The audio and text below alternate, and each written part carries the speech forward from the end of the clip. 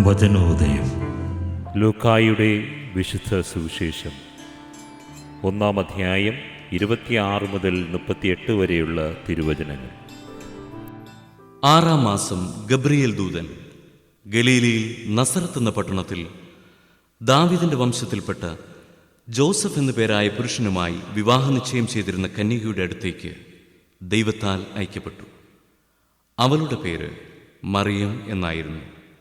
ദൂതൻ അവളുടെ അടുത്ത് വന്ന് പറഞ്ഞു, ദൈവകൃപ നിറഞ്ഞവളെ, സ്വസ്തി, കർത്താവ് നിന്നോടുകൂടെ.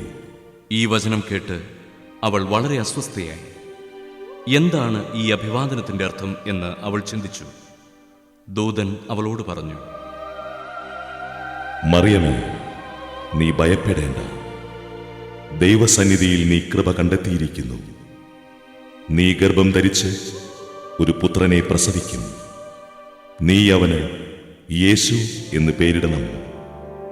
അവൻ വലിയവനായിരിക്കും, അത്യുന്നതന്റെ പുത്രൻ എന്ന് വിളിക്കപ്പെടും.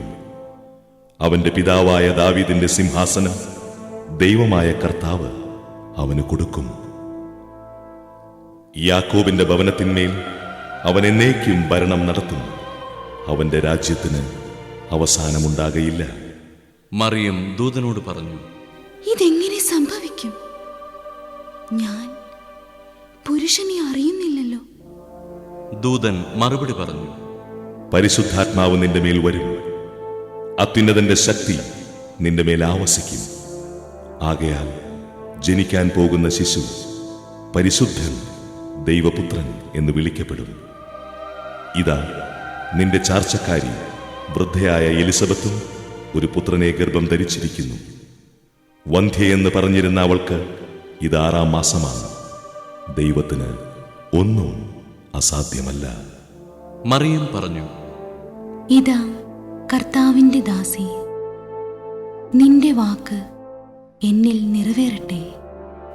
അപ്പോൾ ദൂതൻ അവളുടെ മുമ്പിൽ നിന്ന് മറഞ്ഞു. വചന വിചിന്തനം. രക്ഷകനായ ക്രിസ്തുവിൻ്റെ ജനനവാർത്ത അറിഞ്ഞ് അസ്വസ്ഥരാകുന്ന 2 പേരെയാണ് നമുക്ക് ബൈബിളിൽ കാണാൻ സാധിക്കുന്നത്. അത് പരിശുദ്ധ കന്യക മറിയവും ഹേരോദോസ് രാജാവുമാണ്. തന്നേക്കാൾ ശക്തനായ ഒരു രാജാവ് ജനിച്ചിരിക്കുന്നു. തൻ്റെ രാജ്യത്വവും പ്രതാപവുമൊക്കെ നഷ്ടമാകും എന്ന ഭയമായിരുന്നു ഹേരോദോസ് രാജാവിന്.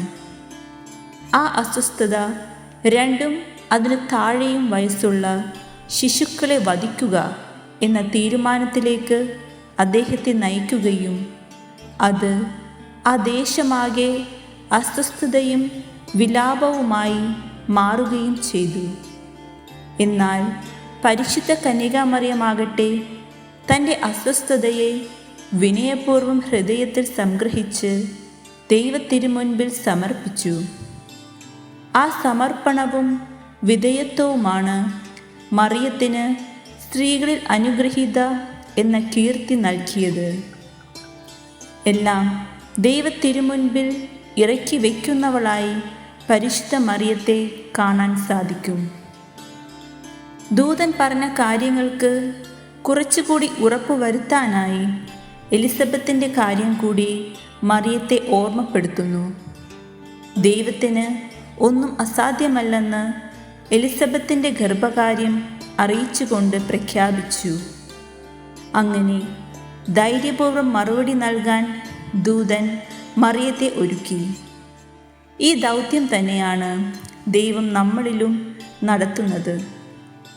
നമ്മുടെ ജീവിതങ്ങളിലും അസ്വസ്ഥതകൾ ഉണ്ടാകാറുണ്ട്.